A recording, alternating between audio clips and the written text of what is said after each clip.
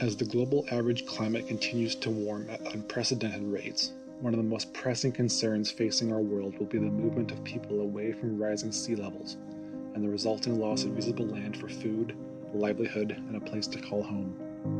Water, through it all, plays a central role in the creation of the climate refugee.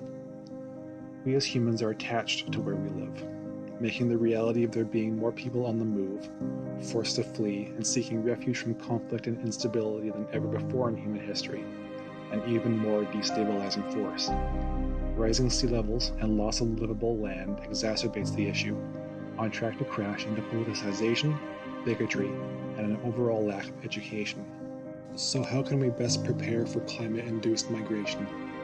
Daryl Harvey, manager of global engagement at Vancouver Island University, speaks to the difficulty of addressing the problem currently. I think it's talked about obliquely, but it's really hard to mobilize people around that. They don't make the connection.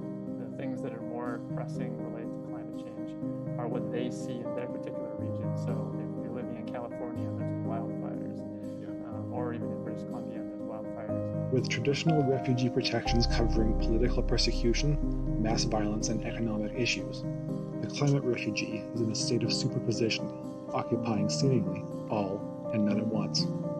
As such, a legal hole exists.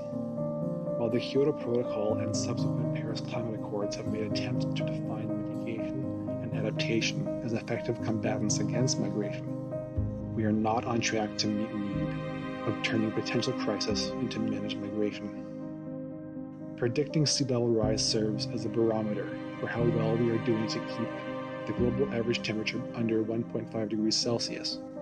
But what can we do?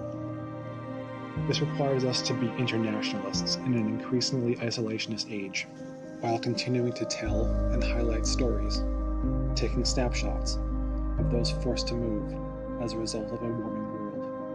A world ready to tackle the problem if we choose to act.